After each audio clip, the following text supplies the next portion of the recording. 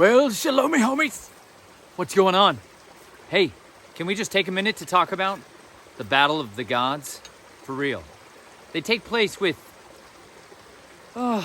more rapidity than most people would consider. And last night when I was reading to my children, I stumbled across some gemstones of treasures that were hidden in the book of Jeremiah, and they got me all kinds of frothed up and excited. So hopefully you're ready to sit down and get fired up. If not, well, just enjoy the scenery and come along with me on a journey, because we're going to go into some crazy conspiracies and what leads to the downfall of nations, the eradications of kingdoms, the destruction of civilizations. Why is it that there's just ruinous heaps of these civilizations that then just get built right on top of, and people inevitably kind of go down the same trajectory in those areas as the people that had occupied that territory previously? And it has to do fundamentally with the way that the earth itself was divided. How the earth got broken up into pieces, segmented off for different gods to rule over. If this is a concept that's a little strange and peculiar to you, it tends to be because we weren't generally taught these things about the supernatural realm and how it dictates and influences the physical carnal realm of which we see around us. But there are forces outside of our purveyance, the means that we have to see and observe things, that are influencing territories, kingdoms. But these things were discussed plainly, written in the scriptures, but then they weren't carried over into the vast majority of our educations whatsoever, even in seminary systems. By and far, they tend to overlook the multiplicity of immortals, that the Father literally describes having a council room that he sits in, where he takes advice, input from lots of other immortals, beings, and he asks them their advice. What would you do if we were going to handle the situation? He's like, I want to go kill King Ahab. They're like, all right. And he's like, what do you think we should do it? How do you think we should do it? He's like, well, I want to hear from you guys. What do you think we should do? Now, pause. Fundamentals. There's nowhere that we have clear distinction that there's a female immortals sitting in those throne rooms. Get what I'm saying? That being said, there's a lot of trans characters that masquerade as other entities. That's part of their nature, called metaskizmazatoi. That's a fun word to say in Greek. I just love saying it. Shapeshifters is a way that we use it in English. Transformers is the way that they use it in movie, thematic films, right? Those are the types of entities we're talking about. They can take on all kinds of forms and figures to masquerade, to play a part. Some of them masquerade as females, even though that's not really what they are. They're inward parts, if you get what I'm saying. So it's imperative you understand this, because as we're going to dive into some of these chapters and some of the other histories, like in Gary Wayne's The Genesis 6 Conspiracy Part 2, as we read from some of this, you're going to see the influence that these entities have as they lead a society or a culture away from the core tenets of their identity, of their calling, their truth, their purpose, their mission on this earth, and try to get them into a position where they are wholly committed to believing falsehood, to believing lies, vanity, worthless things. And once they've got them adopted into that kind of culture, that identity, they own them. And not only do they own them, they are fueled by them. They become batteries, sincerely, batteries in the bank for that immortal, that God. They have power that they draw out of those people.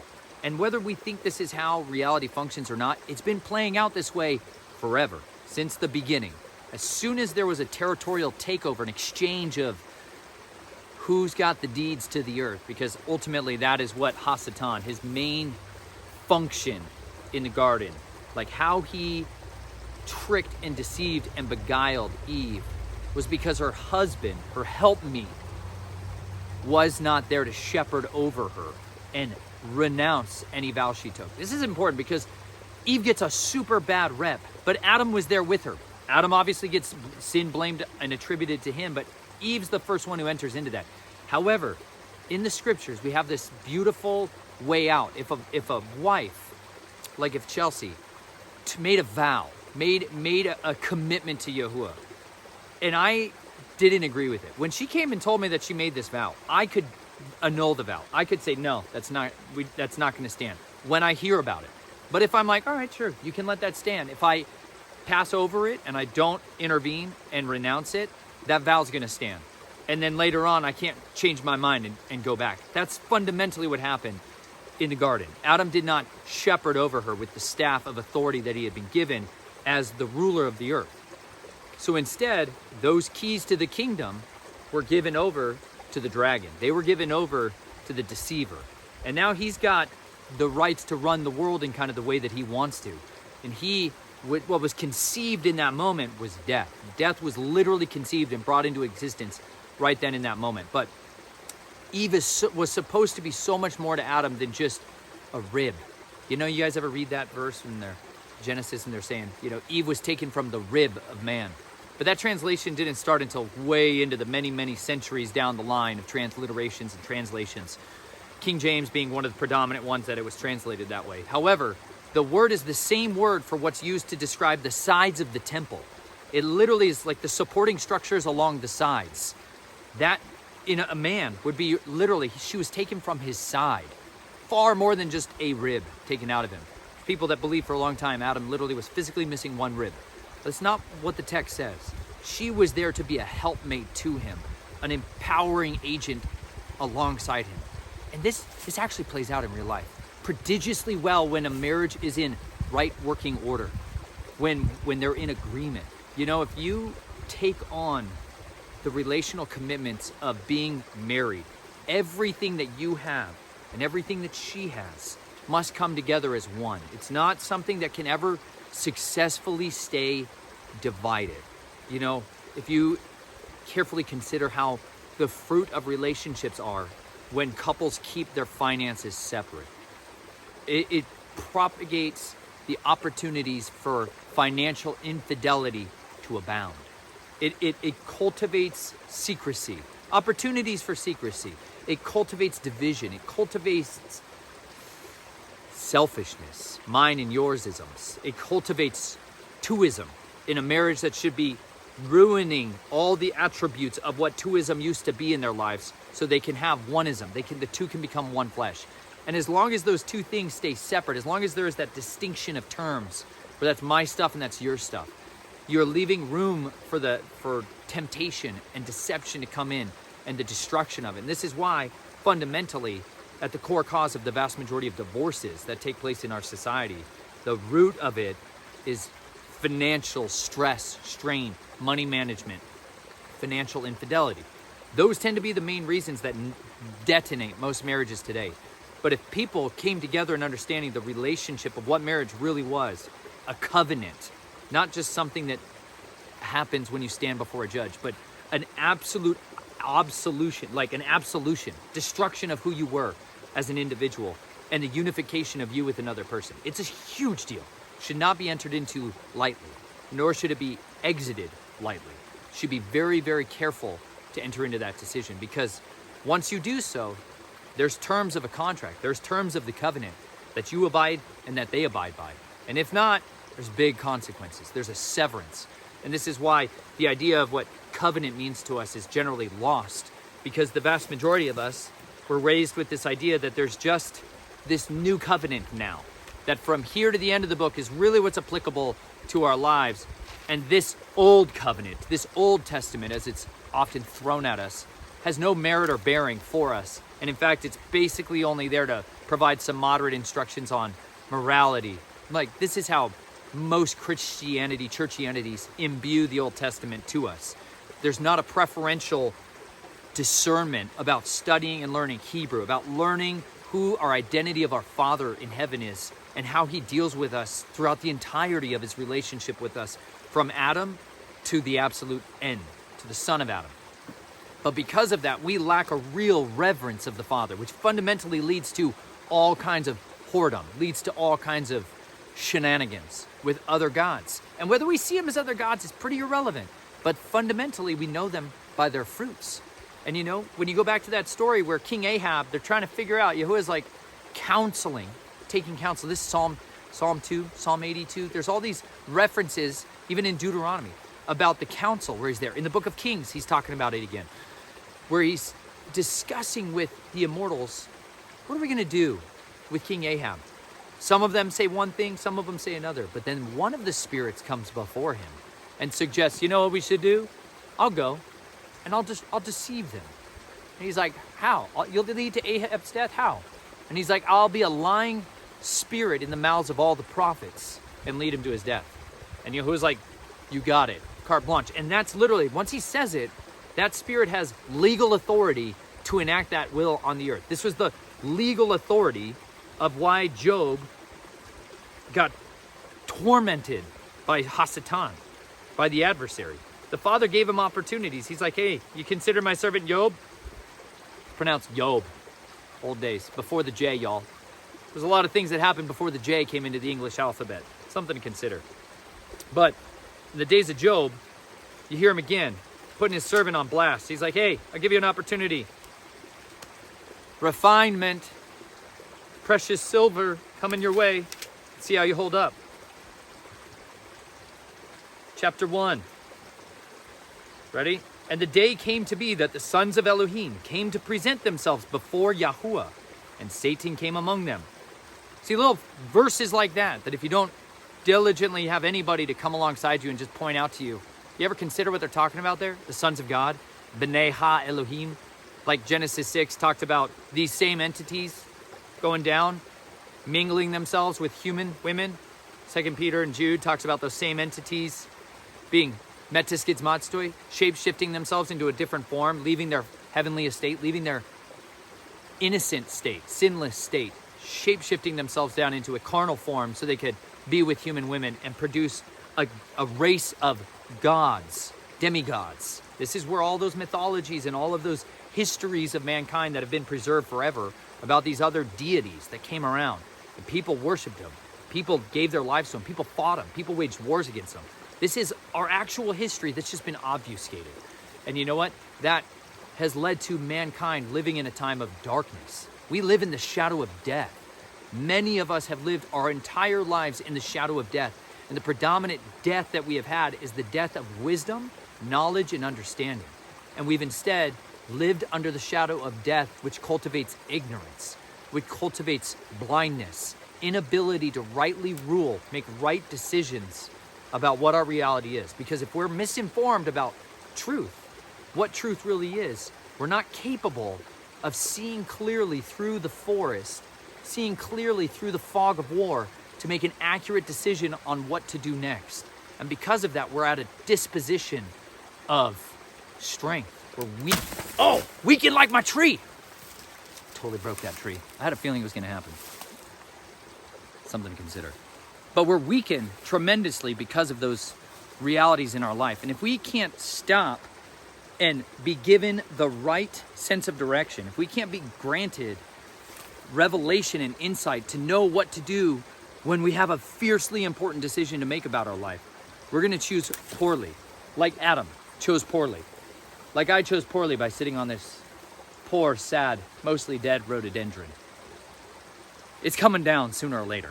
And that's what a lot of us have experienced in our life. If you're somebody that's never considered this set-apart path, to consider to devote yourself to the one true Elohim, to none of these other mighty ones, to be totally in an exclusive relationship with the King of Glory, and abstaining from these other relationships that you had with these other mighty ones, if you've never considered that, I strongly consider you do so. But don't enter into it lightly, because there's serious consequences to it.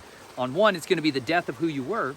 It's going to be the surrender of all the things that are in your life that belong to you, all your possessions, all of your identity, all of your character, all of your humanity, your finances, your relationships. You're literally coming into this saying, you and I, you are the most preeminent person, being, relationship in my life. Everything else is secondary. Everything else is secondary.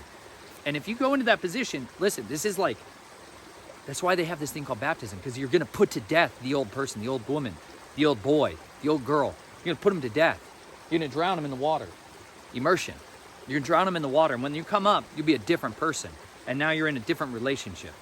But those are costly things. Those are decisions. He has a right now to speak into your life. As you read his word and get to know him, you now see what matters to him, what's important to him, what pleases him. How do we love him? There's some great things that you pick up if you read a lot of the New Testament. There's some amazing, most important things that my greatest loves that I've ever found came from here. But how to love Yahuwah Elohim with all my heart, soul, mind, and strength, and how to love my neighbor as myself was revealed through here. And so if we cut out chunks of this scripture and we throw it out and say it's irrelevant. We don't need that. It's not for our time. It's for a different people. It's for the Jews. Y'all, you've been raised, disinherited in the fog of war, under the shadow of death about who the Jews are. Like, who is Yehuda? There's 11 other tribes. There's actually 12 other tribes besides Yehuda. And so when you hear pastors or you hear people that talk about the word and they're always throwing things under the category of that was for the Yahudim, that was for the Jews, they're missing a huge component of who the house of Israel is, who the house of Judah is, and what are the other tribes' responsibilities in part of the covenantal relationship. What is the Gentiles? Who are the Gentiles? Who are the lost sheep of the house of Israel? These are phrases that are thrown out over and over again from the beginning of this book to the end. And if you don't have a working knowledge, like a clear lexicon, you know, like a key on the bottom of the map that tells you all these symbols that you're about to see on this map, they have meaning and very specific meanings. And if you get them wrong, you're gonna have no stinking idea where you're going, son, and you're likely to walk off a cliff. That's imperative for us to have in our mind. But if we don't have that identity, if we're not given that with a healthy understanding and a reverence of the Most High and a walking through of the scripture, we are lost. And this is fundamentally what you see when you look around at the divorce rates in the church, when you look around at addiction rates. We see much of the same loss of identity, loss of hope, loss of humanity that we see in the world taking place in our brothers and sisters. And that's because in many instances, they are being derided by these other immortals. They're being tormented by demonic spirits. They are being absolutely beaten down by a failure to understand their covenant with the Creator. But if you can turn back to it, if you can hearken to his voice, if you can come back under the shadow of his wings, he literally will let his light shine upon you. He will let his instructions, the loving instructions of the Father, that's called the Torah. Literally what it means, it doesn't mean the law. That's a translation of it. But it means the loving instructions of the Father. He gave us these books to give us insight on how to walk with him, be pleasing to him, honor him, love our families, take care of them, be an amazing person on the earth, to be successful, to be capable, to be servants, to be warriors, to be men. How do we do these things? It's here in his word. But if we don't really read it for ourselves and we're always going to somebody else to read it for us or interpret it to us, we're stuck under the illusion that we know what's best for us. We're stuck under the illusion of how to do right. You know, I made some big decisions in my life that cost me very much. But later on when I got married, those same kinds of stupid decisions cost me a whole lot more. There's a lot more on the line. And because of that, when I chose stupidity, I suffered immensely for it. But the way that King Ahab, let me go back to that for a second because it's important. How King Ahab was brought to his death was profound, because you stumble into this timeline where the kings of Israel are a bunch of doofuses, almost exclusively. 10 tribes of Israel, called the house of Israel. Then there's 2 tribes of Judah, the house of Judah. Judah and Benjamin, all right? Those 10 tribes had a king over them who was almost always a doofus, almost always worshiping what's called Elohim Achrim, other gods, other mighty ones, other immortals, demons, okay? Different hierarchies, but they almost always were worshiping other gods. And this ticks the Father off like nothing else on the face of the earth. And you got to be super careful, because once you start going down that road as a leader, the ramifications of the cost for your sin are exponential. It only impacts more and more people the more responsibility and leadership that you're given over the course of your lifetime. But King Ahab yoked up with this absolute sorceress whore called Jezebel. She's like the iconic epitome of the whore of Babylon later on in timeline.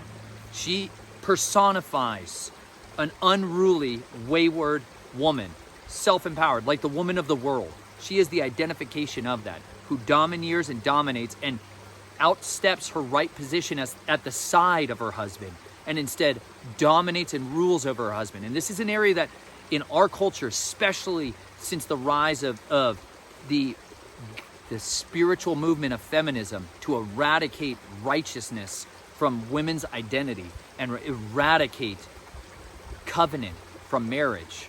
Since that war has taken place, the fruit of it has been such destruction, from the family to the husband, to the wife, to the child, to the culture, to the communities, to the society as a large. Our culture has been stripped of its rightful places because we've been divorced from the right place we were supposed to be and governed by lawlessness. And my contention is that lawless one that's ruling over that is the Queen of Heaven. As she's referred to here, we're going to go into Jeremiah, and we're going to go into the other names that she's given, like Mary. The vast majority of people that are worshiping her under these same strong delusions, just a different etymology, just a different namesake. All of these things are yoked together into the same way of leading people astray, leading people on the path of Satanism. That's what satanic means, y'all. Going astray. It's like a goat that wanders off the narrow path you give them. Goats wander all over the stinking place. That pathwork of leaving the narrow way leads to all of this unrighteousness, leads to this war, violence, death, destruction, mutilation. Well, King Ahab was stuck under that relational commitment. He was allowing her to round up the prophets and have them executed. He was allowing her and empowering her to have the priests of Baal and of Ishtar, same deity, same goddess, to sit at the table and eat with them. Whereas David was elevating men like Mephibosheth, who was loyal and in covenant with the Most High, son of Jonathan. David was honoring and exalting Nathan, the prophet. He was honoring and exalting Gad. He was honoring Samuel. He honored all kinds of different people once he finally had opportunities to be in that position. Whereas you see this degradation of righteous kings. You see him start to literally lift up the most mutilating, unrighteous people on the earth and heralding them to the people as this is what you should aspire to be. Because it's not just when a king or a leader elevates someone, it's not just that person they're elevating. They're showing the next generation and the next generation, this is what's admirable. This is what's worth worshiping. And so when any of us get into a position of our life where we might have any potential to be influencing of others, we have the potential to lift them up towards higher standards of purity, of set apartness, of boldness and zealousness, of living a courageous life, being warriors for what we believe in, being bold in our speech. There's all this like incredible callings that are given to us about how we should live.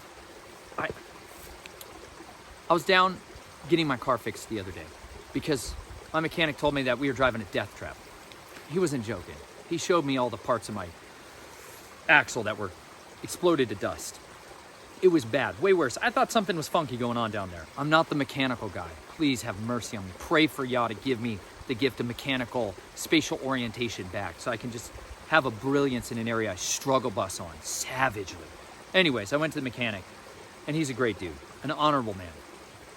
And he told me I was driving a death trap and then it was going to be a serious fix. So, whole new axle, strut, suspension, all kinds of stuff. Anyways, as I was sitting down there, this is about the time I recorded that blade of the day on the Genesis neck knife. Still the best stinking neck knife. I love it. Shout out to you, Patrick Rorman. MT knives, y'all. Best neck knives. But as I was sitting down there, I got done doing that, and then I had an entire day to kill because we're a one-car family, you know. That car's down. We're all down. I'm going to be living in a town that I don't live in until that thing's back in action. I'm going to walk 35 miles home. But as I was sitting there, I listened to this podcast by Kingdom War Room, the Kingdom War Room, Dr. Michael Lake, and he had a couple other guys on there. I do not know their names. I'm sorry. But I'll put a link for the of that show in the description notes below this video, and you guys can listen to it. But the discussion that they were having, these are all men I would say are elders to me, men I look to as spiritual fathers. In particular, Michael Lake. I've known him for many years, not personally, but I've known him for many years, and he is someone that has put out tremendous amount of what I would say is very balanced doctrine when it comes to both sides of the book. Get what I'm saying? There's a lot of people that are psychos that get into the Torah observant movement, and they just become very much like Pharisees, or they become polygamous and get lost in sexual promiscuity and adultery and disgusting matters. We've seen the worst version of that cult come out. We've seen some amazing, incredible people that are matured and balanced in guarding the Sabbath, keeping the feast days, eating clean, We've seen others that forsake the Messiah completely. They throw out the entire New Testament. Then they throw out the rest of the scriptures except for maybe the Torah. We've seen all kinds of it expressed out there. That's not enough for me to ever say it's wrong to observe the word completely. I've also seen it on the other side of the spectrum in extreme dispensationalism, which is what I was raised up in, where people throw out mass amounts of the scriptures. There's no fear of the Father. There's rampant sin tolerated in prodigious quantities. I've seen other rotten fruits on the other side of the movement. But a balanced walk is the goal in life. Michael Lake is one of the people I regard as being balanced, being a worthy man to look up to and aspire to be more like. But they were doing this discussion, and it was very, very interesting timing, because I had just sat down and talked about making knives with Patrick. And I talked about how that had been one of these dreams that I've had throughout my life, was wanting to do that. And how I'd seen what was required to a large extent, what would be required if I was to pursue that. And it had given me pause, because I recognized the commitment in order to achieve that would mean I would have to make a sacrifice on a very different section of my life in order to be successful in doing that. And that would be a lot of the ministering that I do. And I knew it would be a sacrifice, it would be a trade. And for having a family, for raising the family that I was trying to raise up in the way that we were trying to raise them. We were living in an RV. I didn't have a shop or land or a place to be permanent by any stretch of the imagination, and I had to accept that as my reality. But because of that, I knew I had to lay those dreams down. And what Michael Lake was saying in there was that, you know, he grew up, like many grew up, he grew up with a horrible father, stepdad, absolute monster. And how that shaped his future and how that shaped his decision-making process was prodigious. Because how he saw the world was through the lens of, and decision-making was, I need to know what to do right here. I need to know what to do right now. It wasn't pick up the phone and call dad. It wasn't pick up the phone and call him. It was, I should do the exact opposite of what I think he would do right now. And that shaped the entirety of his framework of life. It cultivated in him, that's the way to make decisions, was the other way around from his father. And you know what, there's quite a few sons out there today who that's the same way they have to make that decision. They have to go into life making decisions through the lens of, don't do what dad did. Don't be that guy. Be somebody different. Change your identity. And that makes it really hard to navigate so much of reality. But along the way of his life, and as he pursued the Father, pursued ministry, and surrendered to the calling that the Father put on his life, he began to have mentors, come into his life and pour into him. And one of those mentors said to him, you're going to have to give up your dreams. Like in this life, you're going to have to give up your dreams and put them to death. Put them to death. And it may be permanently. It may be for good. But in order for you to go onto the path that the Father's calling you, in order for you to walk on the narrow road that he's prepared for you, for your family, for yourself individually, for your wife, in order for you to become that man, you're going to need to put these things to death. And there may come a day where he resurrects those things. It gives you the opportunity to fulfill your dreams. And I've watched this play out for years and years of my life. I've watched this play out for Chelsea. I shared this with her because that was very profound. I recognized I needed to put to death the dream of being the knife maker, being the, we'll just say that, to be the knife maker. I knew I needed to put that to death for now, because what the Father was calling me into was to sharpen the word of my mouth. I had a guy from Texas who was all in, ready to put in everything in finance and UCNC and all this equipment to help put it out there. He had marketing strategy. He had an entire business team ready to go for this. He just wanted me to come in and bring the designs, like plug and play. Just you bring your stuff, you get your royalties and all the rest of it. And that offer came to me in January 2 years ago, right when I had just started recording the audio scriptures. And I believed that that's what the Father was telling me I needed to do before my twins were born, was to record the audio Bible. I didn't know if we would survive. I didn't know if my wife would survive. I didn't know what was going to happen. I just knew my life would probably never be the same, and I would not likely have the same amount of time to devote to recording the entirety of the Bible. And so I chose to pass on that. Even though that was so close to the dream, I chose to pass on it because I knew what was being offered to me was contrary to what the Father was offering me. And this likely was going to lead me on a road that the Father was not inviting me to. I think he would have blessed me and helped me along that path if I chose that, because he's a dad and he knows when his sons make not the best decision, he still helps them and he still comes alongside them, but he also sometimes resists them and chastises them. And so that could have been a whole other season around the mountain. And I abstained from that. I said no to that. And I said yes to being obedient to the Father's voice. And you know what? Every time that comes around in my life, or that desire comes around in my life, I still have to take that thing back to the waters and drown it.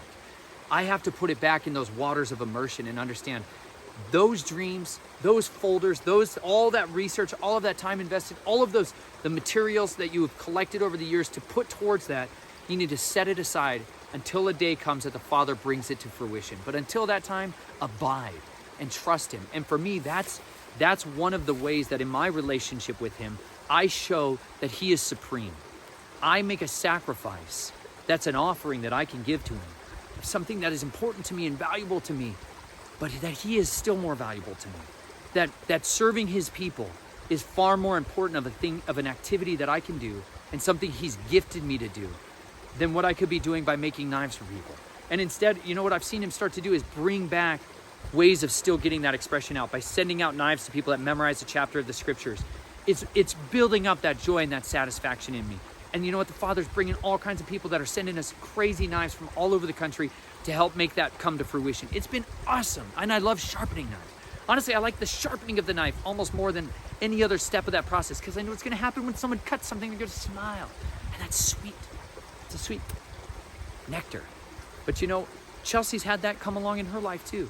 I've watched this as she has gone from many of the worldly woman features, like when I married her, which was got a career, right? And a house and debt and fun and lively and passionate and outgoing and all these other character traits that I saw of her when we got married.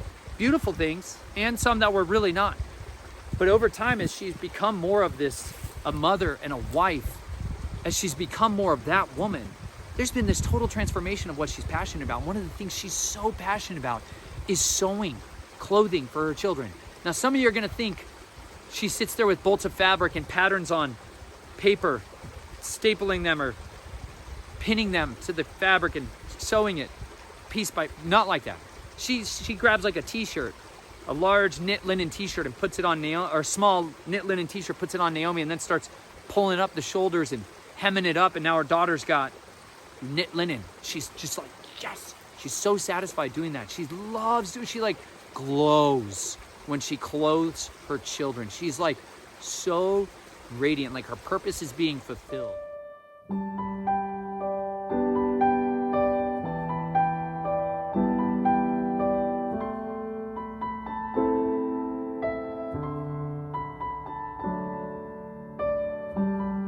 Just wants to spend more and more and more time doing that. When she's doing the linen railroad, she's so alive. She's making connections with these people that she otherwise wouldn't, and she's getting to put together love gifts for them and just love on them. And it just brings her so much satisfaction. And these are like the things that she wants to just do all the time, but instead she's navigating raising 4 children and 2 babies. Gosh, twin babies are crazy challenging. They're wonderful. They're unreal difficult too. Oh my gosh, if you don't have twins, you don't know. You don't have a clue. You're like, I've raised young children. It's not the same. Everybody's children are different. Everybody's twins are even different. Oh my gosh. Praise y'all for warmer weather so I can go wear them out by making them go bouldering and climbing all this foliage. Oh, it's been a long winter. But she's raising up children, homeschooling, baking, cooking, cleaning. It's prodigious amount of work that's required of her. And she had been so sick for so long, she could barely function doing a lot of these things at a medial level. These dietary changes we've been making as of late have been amazing at giving her energy back, giving her vigor back. She's doing so much better, and it's awesome. And so now she's exuding with this desire to do all these things that she's dreamed of for so long. And it's just beautiful to see. I love it. She comes into it. But at the same time, as much as her dreams are drawing her towards repurposing clothing and being able to do so much more with the linen railroad at scale, we still have to surrender to this timeline we're in and what is our responsibilities. And she sacrifices those dreams on the altar of our family, on the altar of raising our children up and giving them opportunities to grow and mature and learn things that we may have taken for granted at this point in our life. But that's the gifts that the Father is offering to you as an exchange. He is so willing to impart to you what you need to be successful, to overcome, to be delivered, to have power and boldness and courage, and to walk in cleanse, like healing. I got an email from someone that was like, I'm 10 months sober now since you and I last talked. And I'm just like, praise the Father. And they're hungry for the word and they're studying and they're going and learning. They're like on fire. They're zealous. And you know what? That's what's waiting for you. There is freedom from who you used to be and the strongholds that you used to have and the influence of these Elohim Achrim, these other gods, the influence of the spiritual realm that has grounds to destroy you and crush you. There's freedom from that when you walk in your relationship with the Father, when you fear him and you trust him and you obey his voice. It's not just love. It's not just obedience. It's love and obey. That's what any parent wants their child to really get, is love and obedience. If my children walk into a road and I scream at them, get out of the road, if they don't obey, it can cost them their life. And we don't look at the word and the instructions with the same, get out of the road, Dad, yelling. We don't hear them through that lens. But if we did and we understood he's literally trying to protect us from something that will destroy our life. Like when he says something like, have no other gods before my face. Like, don't make idols and bow down to them and worship them. He's not saying that lightly. He's not saying that because it's a suggestion. There's like 10 commandments. Baseline, y'all. 10 commandments for a reason. It's not 9 3/4. It's not 8 1/8. He's dead serious. Do these and live. It will bless your life. Forsake these. It will curse your life. It will. It's not like some kind of, it's a law of reality. It's inescapable whatsoever. But if you hearken to those, there's protection, there's provision, there's sustenance, there's nourishment. That's not to say there's not trials and testings of your faith, but he will look after you and give you what you need in order to overcome, give you a way out. I stopped saying a while back, you know how you grow up with this phrase that God will never give you more than you can handle, you know? That's not true. That's not reality. He will give you stuff that's way more than you can handle. He will let you be crushed to death. Like straight up in the New Testament, you read the New Testament, there's times where Paul is like, we are being literally beaten down and crushed to death. And he wasn't kidding. It wasn't some like a little bit. Like they stoned him to death, dragged his body outside of the city and dumped him in the heap where they dumped dead bodies. He was dead. And then the Father raised him back to life. And he's like, get up, get going. Went back in there and was like, daggum, y'all whooped me. Let's get the heck out of here. That's the reality of some of your lives. And if you're sitting there crying out, being like, I feel like it's way more than I can handle. It may be. And you know what? It's okay to get crushed. It's okay to be crushed down to dust, to be driven down into that oblivious, ruined, destroyed phase of your life and experience in your life. Because you know what? There is a power of redemption through that. I was weeping hysterically this morning.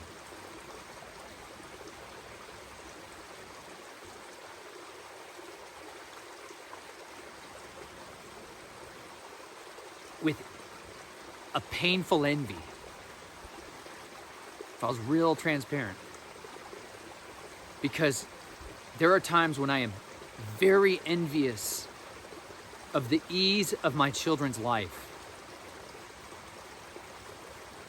Because of what I suffered in my youth. For those who have been tormented and abused and had their freedom taken from them, their innocence taken from them, and had no say in the matter.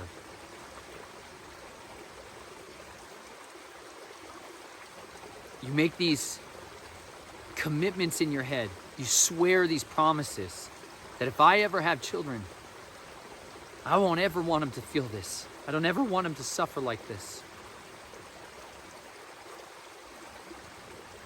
And at the same time, those sufferings and what I endured and the torment, the anguish, the killing, the violence, the abuse, I wanted to be paid.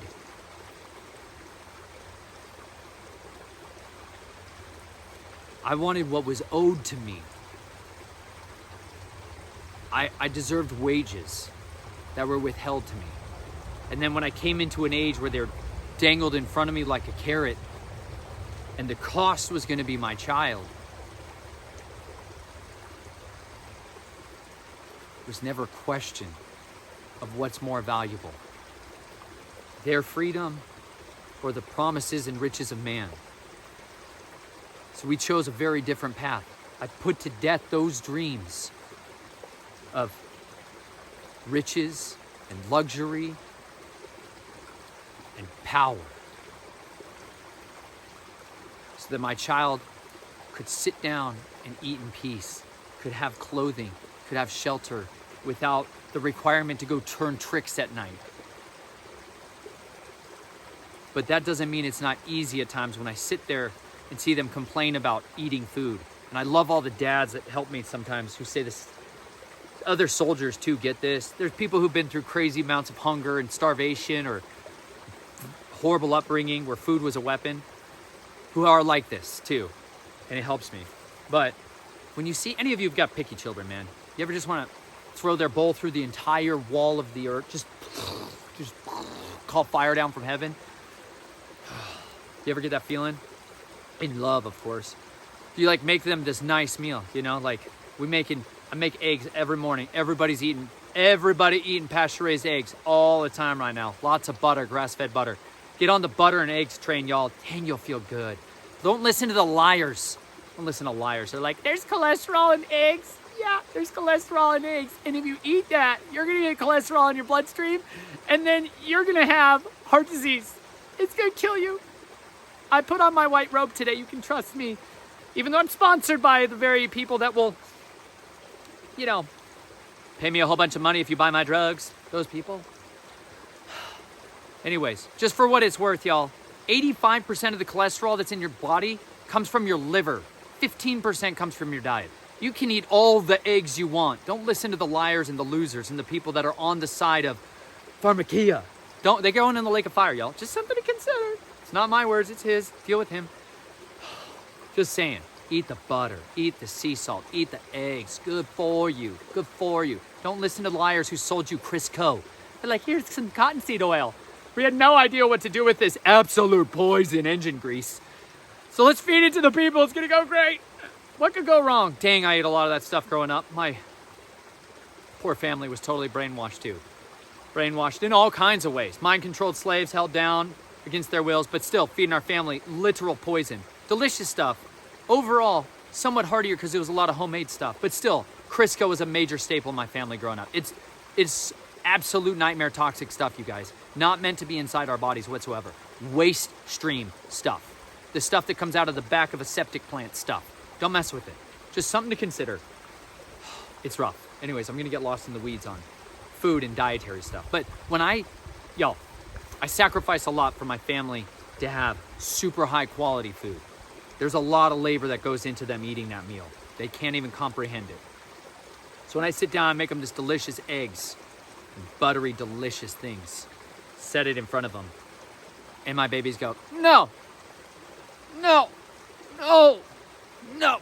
Ooh, any of you feel that? Just surge seething. Ears start turning purple. That kind of feeling. Whenever you go through that, you know, it's just those moments in your life where you're like, you start to knife hand talk.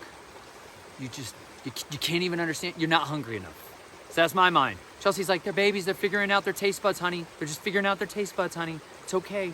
It's okay. They'll get there. And I'm like, that avocado was $2.98. $2.98. And he just threw it on the floor. I'm going to eat it off the floor, of course. But dadgummit, son, don't you waste it. That kind of mentality where like,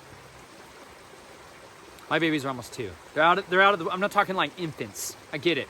They're pukey and irpy and burpy, and when I feed them beef liver and they don't like it, I understand. My life has to take beef liver in capsules. I get it. I just eat it down. But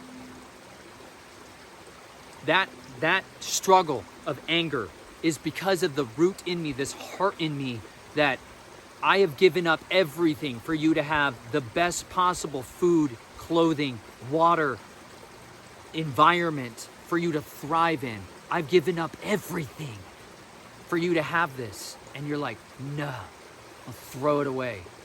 And it's just so grievous. It's so frustrating. And it's so childlike. But you know what? I weep because I know at the root of why that hurts me so much is because of what those sacrifices were so long ago. They're still there. I still have scars in my body. I still have wounds. I still have internal agonies that tear me up, that are unrectified, because I chose a path of peace and to put the weapons of war away.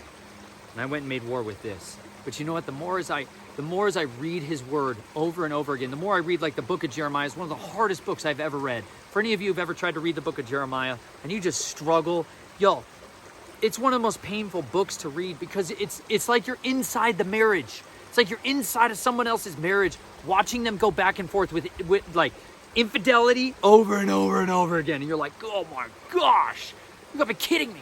Like lying, cheating, stealing, going up and shacking up with all these other ones. You're like, dadgummit. Just rising up early and sending the prophets every day. He's like, every day I've been waking my prophets up early in the morning, sending them out to you to try to tell you, turn away from this stuff. It will kill you. It will ruin you. It will destroy you. It's like, I can only try to warn somebody about Crisco, but let alone, artificial intelligent augmentation being taken on and internalized through neural implants. Can't warn you enough against this stuff, you guys. But there's going to be a lot of people who are going to be waking up early and warning people day after day after day, trying to tell them, don't go down that road. I can wake up every day and try to tell you guys, don't go down the road of paganism. Don't go down the road of New Age. Don't go down the road of pantheism. Don't go down the roads of adopting all these other gods, because there is one Most High. There's one supreme ruler out there. And everybody else, every other thing that comes into your life masquerading has another agenda, a hidden hand, a secret reason they're really there. And they're not going to tell you the truth. They're liars. My family set themselves under the dominion of liars as their bosses. And they reaped it. And their children reap it. And they rinse and repeat the same cycle because they're under the strong principality rulership of death. That's my family's God. That's my family's mighty one. And the fruit of their kingdom has been death.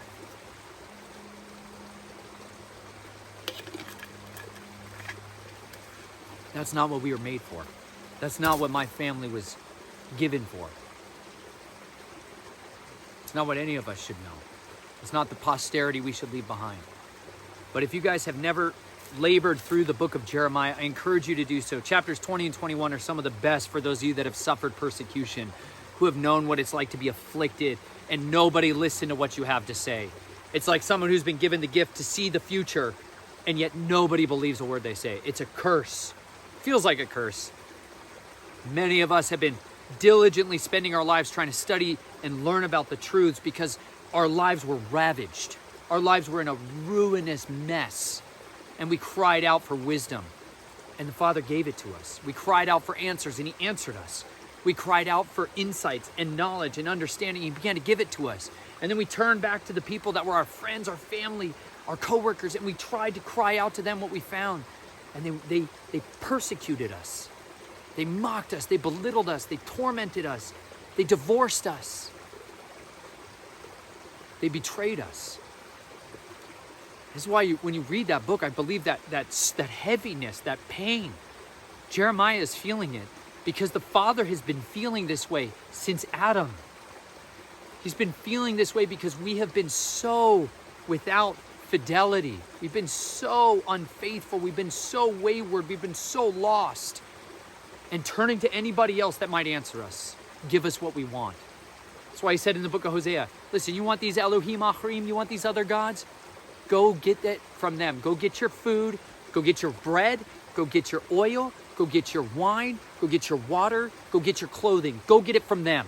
I'm not giving it to you anymore. I'm taking mine back, in fact. I'm taking my linen. I'm taking my wool. I'm taking my oil, my wine. He literally says, I'm taking it all back. Go get it from them.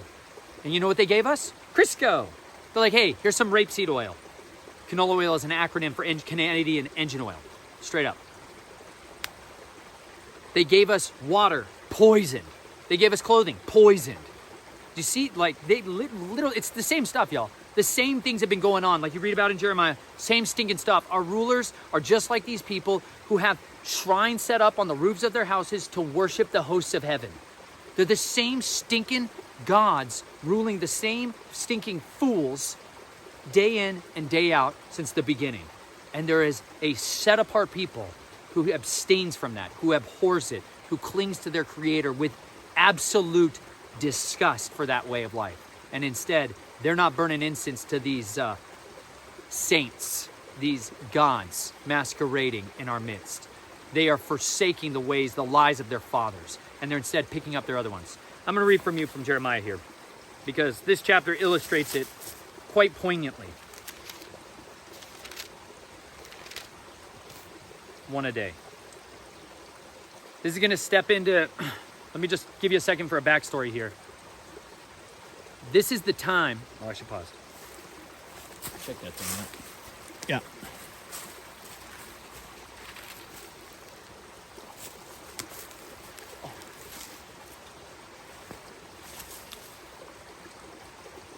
I got to give you a little backstory here. We're going into the timeline of the book of Jeremiah, which is where the house of Israel has already been driven out into the nations of the world, taken captive by Assyria, Asher, and scattered through the earth. That's the lost sheep of the house of Israel, who later on, Yeshua specifically says, I have not come except for the lost sheep of the house of Israel. That's who he said he came for. Something to understand who he's talking about. The Gentiles. He literally says, I'm going to cast you off. Isaiah 9. I'm going to punish you in the sea of the nations. Chapter 9. But there is no gloom upon her who is distressed, as when at first he humbled the land of Zebulun and the land of Naphtali, it's the house of Israel, and afterward more heavily oppressed her by the way of the sea, beyond the Jordan, in the Galil of the nations, in the land of the nations, the Gentiles of the nations. The people who were walking in darkness have seen a great light. Upon those who dwelt in the land of the shadow of death, a light has shone. You shall increase the nation. You shall make its joy great. They shall rejoice before you as in the joy of harvest, as men rejoice when they divide the spoil. For you shall break the yoke of his burden and the staff of his shoulder and the rod of his oppressor, as in the day of Midian. For every boot of one trampling in tumult and coat rolled in blood shall be used for burning and fuel of fire.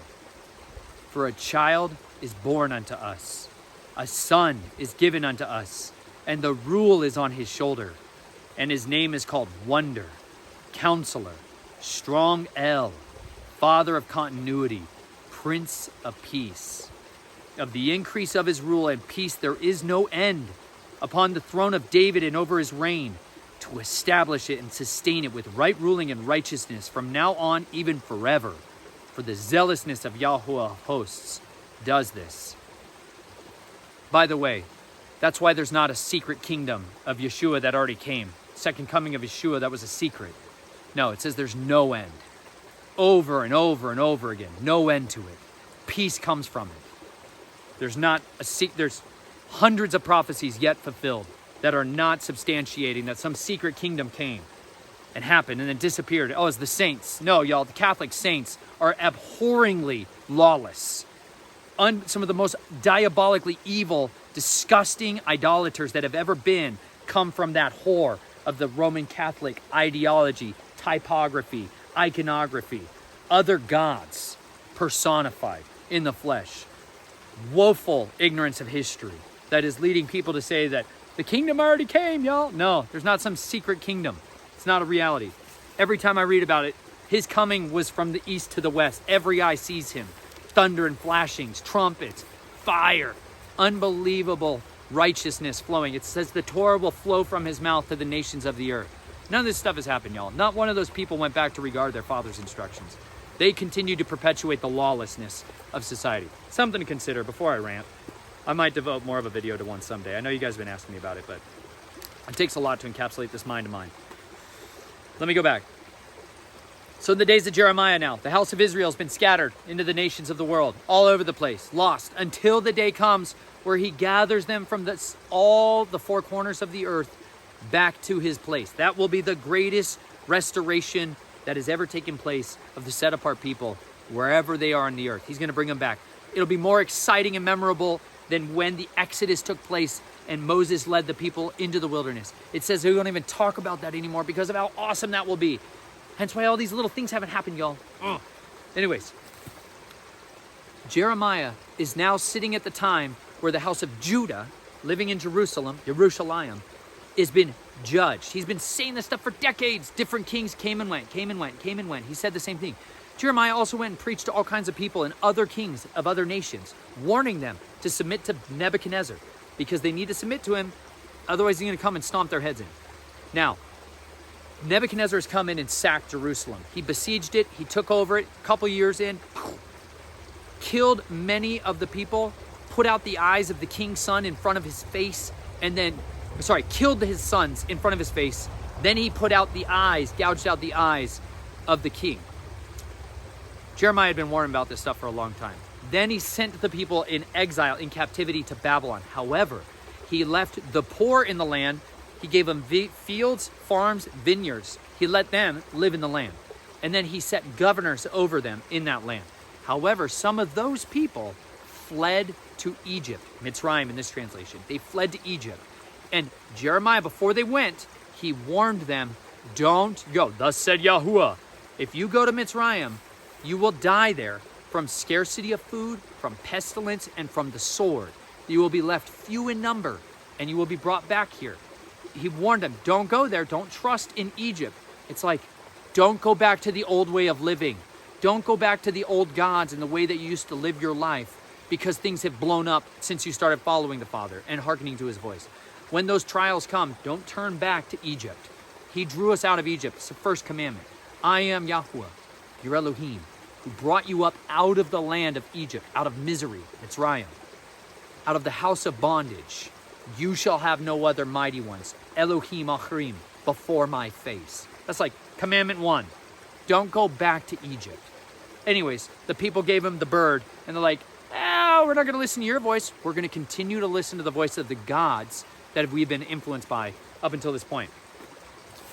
So this is now a letter that Yirmiyahu, that's Jeremiah, is told to write to the people living in Mitzrayim.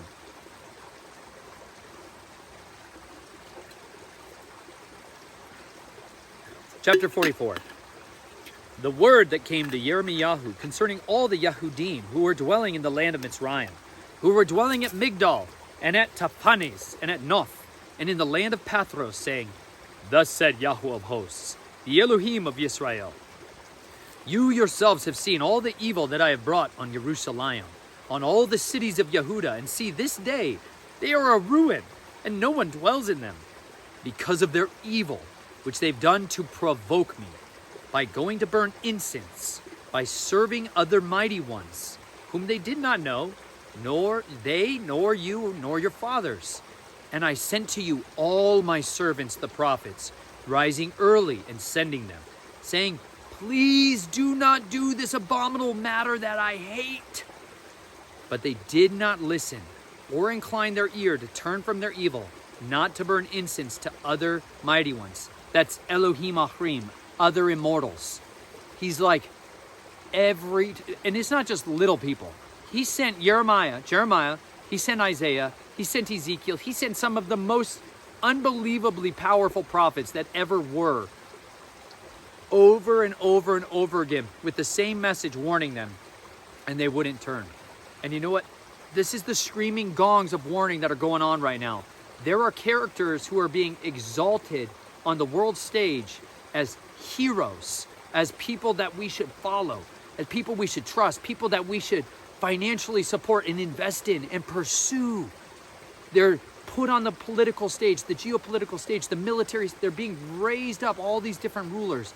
And yet what's in them will lead people astray. What's their agenda, their true motivations, their inward man is to lead people astray, is to defile identity, is to lead people into this worship of different gods. Predominantly, the main god that's portrayed for mankind to worship is themselves, is to raise and exalt themselves as God, as ruler, as sovereign, as opposed to mankind. But the ultimate culmination will be the gods of the enlightenment, the illuminists, the Luciferian gods, the light-bringing gods, the good gods, not the bad ones. We're going to trample those down for you guys. We're going to be the heroes that put all those bad nasties out of here.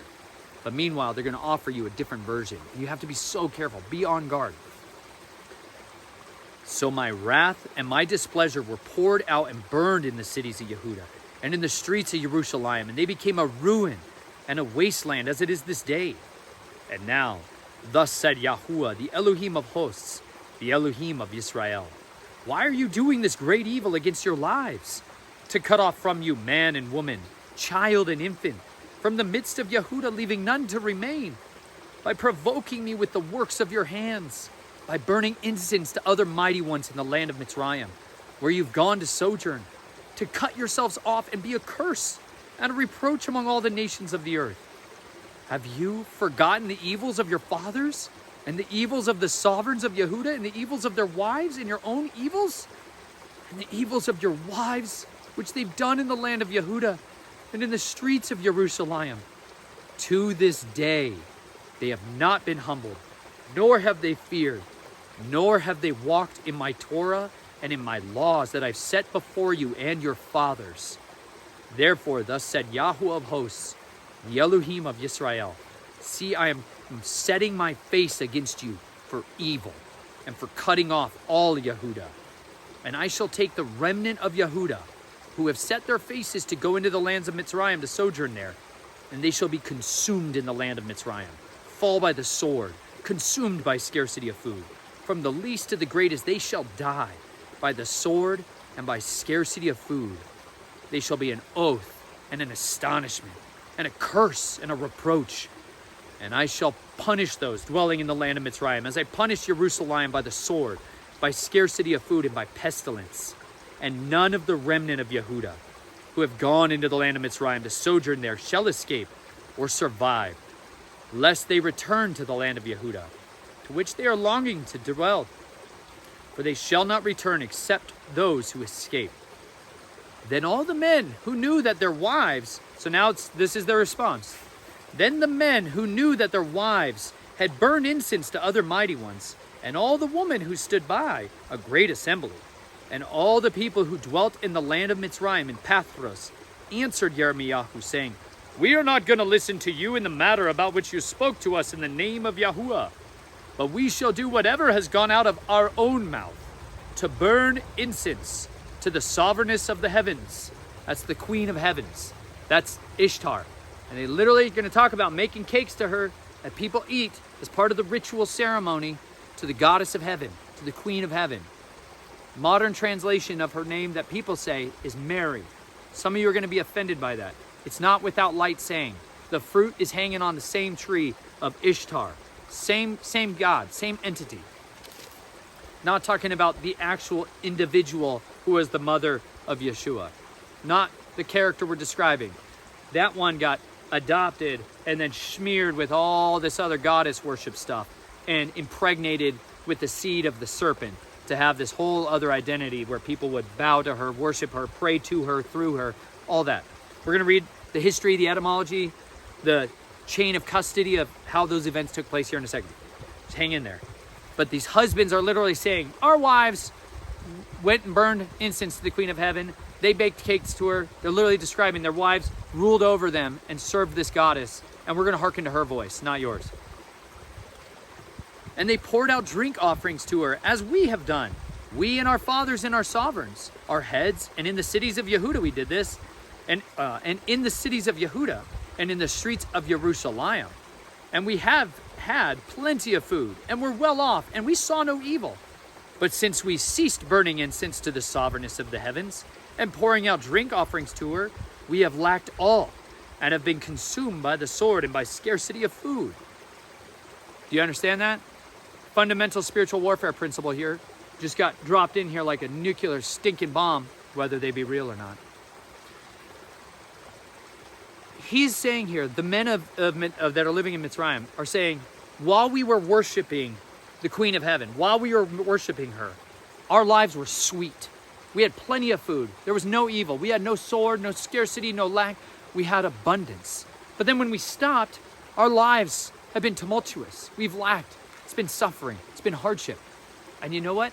My question for y'all is, when somebody says this to you, like, hey, once I really started following the Father, once I started like going all in to follow the path of Yeshua and his discipleship, his training, when I hearkened to his voice and forsook this stuff, my life blew apart.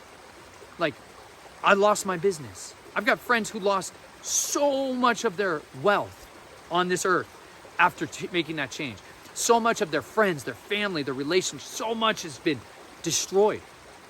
And I tell you what, some of them, as they mature in their faith, if they persevere past that, they will say, I think the devil was the one who was actually blessing me to keep me in that state. And this is literally how these other gods will operate. They will bless people to keep them in their deception. They will aggrandize them. They will take care of them. They will nurture them.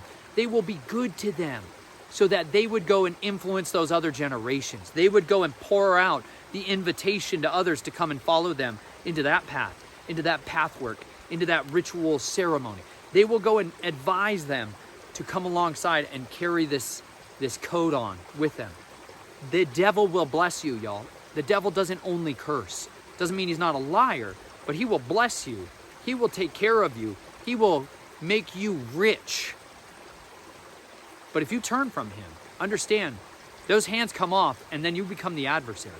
And this is reality for how spiritual warfare can happen. And if you make these decisions to try to come out of these strongholds in your life, understand, you might be bringing a breaking of generational strongholds where you and your family, your dad, your dad's dad, your dad's dad's dad, they all walked in the same sin. And the demonic spirit, the familiar spirit that used to have dominion over your family hates it when someone is a chain breaker, when someone is a curse breaker, because that means their legal right to attack, their legal right to persecute is lifted and it starts to change. So they throw everything they have to try to get them back. And that's what the Queen of Heaven was doing. She was working with the elite of Israel and Judah to try to keep them leading the people astray. And so that she shuts off the plug. She shuts off the influence over them to try to get them to come back to her. And you know what? This is how spiritual warfare plays out, especially at a principality level or a spiritual at a thrones level. This is how it can play out over regions. So you got to understand, it's not always the Father who is doing the blessing and the cursing. Sometimes it's these other gods enacting that to advance their agendas. And when we burned incense to the sovereignness of the heavens and poured out drink offerings to her, did we make cakes for her to idolize her and pour out drink offerings to her without our husbands? Then Yirmiyahu spoke to all the people, to the men and to the women and to the people who had given him that answer, saying, as for the incense that you burned in the cities of Yehuda and in the streets of Jerusalem, you and your fathers, your sovereigns and your heads and the people of the land, did not Yahuwah remember them? And it came into his heart. And Yahuwah could no longer bear it because of the evil of your deeds, because of the abominations which you did. Therefore your land is a ruin, an object of astonishment, a curse, and without an inhabitant as it is this day. Because you burned incense, and because you sinned against Yahuwah, and did not obey the voice of Yahuwah, or walk in his Torah, in his laws, or in his witnesses. Therefore this evil did befall you as it is this day. And Yirmiyahu said to all the people and to all the women, hear the word of Yahuwah, all Yehuda, who are in the land of Mitzrayim.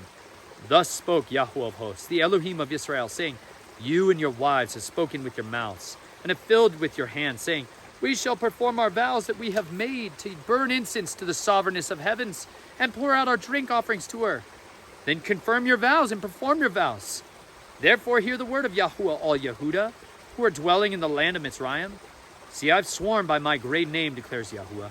My name shall no longer be called upon by the mouth of man of Yehuda in all the land of Mitzrayim, saying, as the Master Yahuwah lives. See, I am watching over them for evil and not good. And all the men of Yehuda who are in the land of Mitzrayim shall be consumed by the sword and by scarcity of food until they come to an end. And those who escape the sword, few in number, shall return from the land of Mitzrayim to the land of Yehuda. And all the remnant of Yehuda who came into the land of Mitzrayim to sojourn there shall know whose word is established, mine or theirs. And this is the sign to you, declares Yahuwah, that I'm punishing you in this place so that you know my words are certainly established against you for evil. Thus said Yahuwah, see, I am giving Pharaoh Hophra, sovereign of Mitzrayim, into the hand of his enemies and into the hand of those who seek his life, as I gave Zedekiyahu, sovereign of Yehuda, into the hand of Nebuchadnezzar, sovereign of Babel, his enemy, who sought his life. Yahuwah doesn't play around. And when he asks for loyalty, he means it. He invites us into it. He doesn't force us into it. But you know what? When you continue to act in that stiff-neckedness and that rebellion, you open yourself up for the Father to turn and incline towards evil towards you, especially for those of you that forsake his ways, that have known the truth, and then you flee from it. It's better that you never came to the truth. It's better that you never went into that covenant than that you entered into it and then you forsook it. For those of you that may have wandered off, come back. Come back. Rededicate yourself to him. Restore what was once there, burning inside you, the power of his Holy Spirit to help you to know how to walk in truth, how to remember his words, how to grow in authority, so that you can be an effective player in the kingdom of righteousness, so you can serve him mightily with whatever size of a sphere that he has given you, to lay down your lives for others, to honor him, to love him, to honor your neighbors and love your neighbors. We can be the testifiers of who he is, his young children on the earth, advocating his kingdom and being set apart and distinct from these other gods, these other entities. And you know what? The people that had gone in and devoted themselves to the Queen of Heaven, they have a following today that's growing by number, numerically. And the masquerading faces that she wears are many. If any of you have not heard of this, this is the Genesis 6 Conspiracy, Book 2 by Gary Wayne.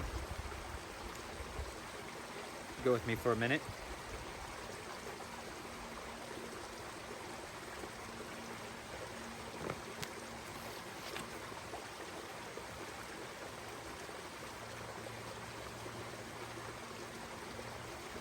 It's on page 645.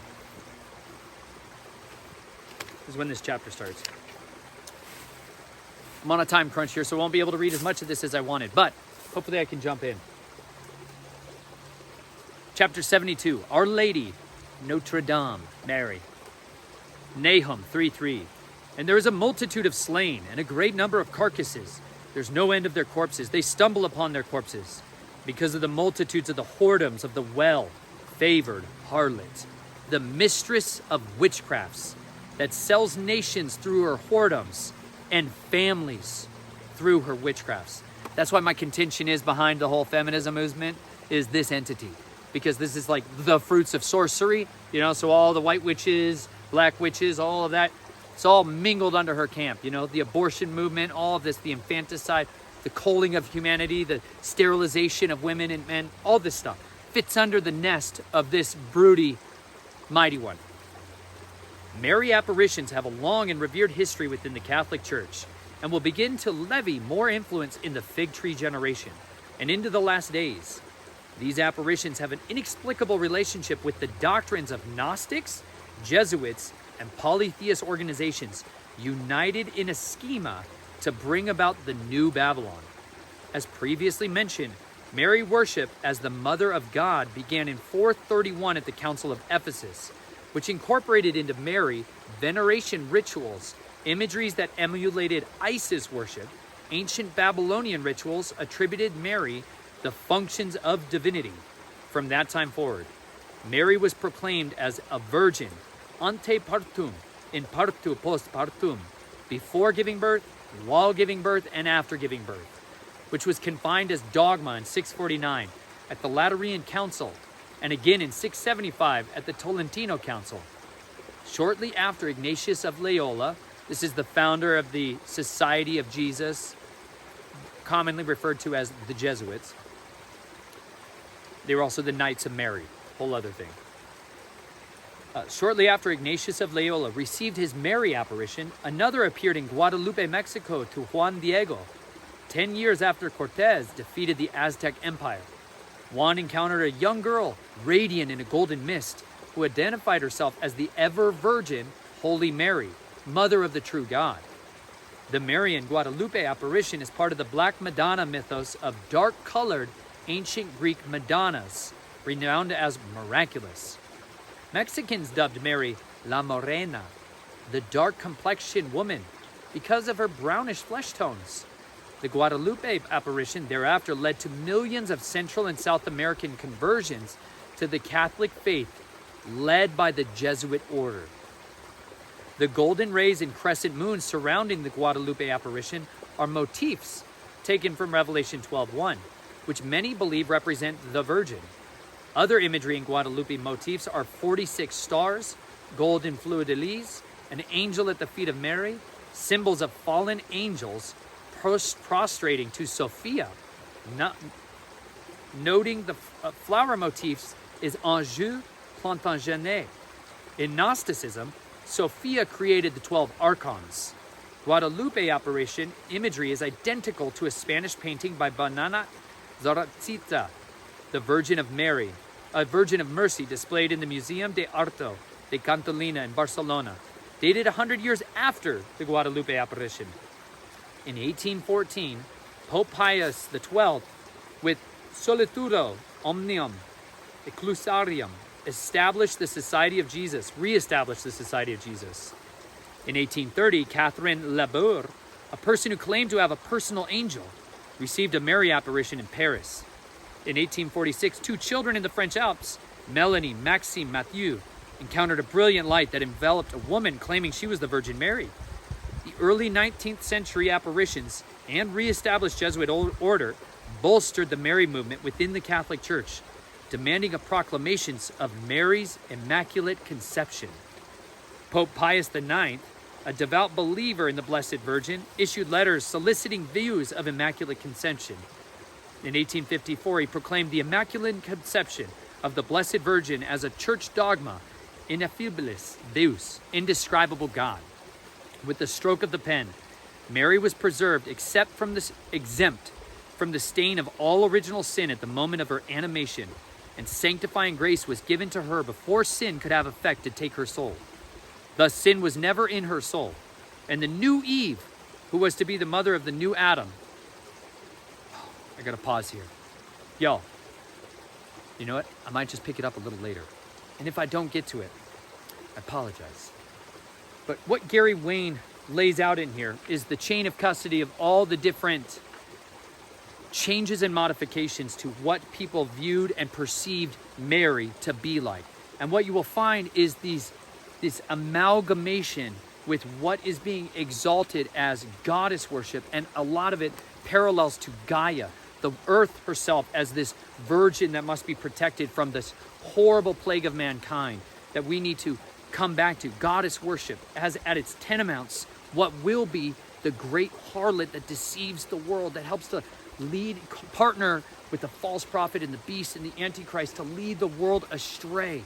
And ultimately, this is a key tenet of one of those grand deceptions. And for those of you who were raised up in a culture and identity as a part of your walk to adopt the following and the adaptation of these other deities, whether you think they were biblical characters or not, as a part of a way that you worship God, you're following into the same snare that the children of Yehuda fell into and their wives fell into. But these sorceries, these witchcrafts, have such power to lead people astray.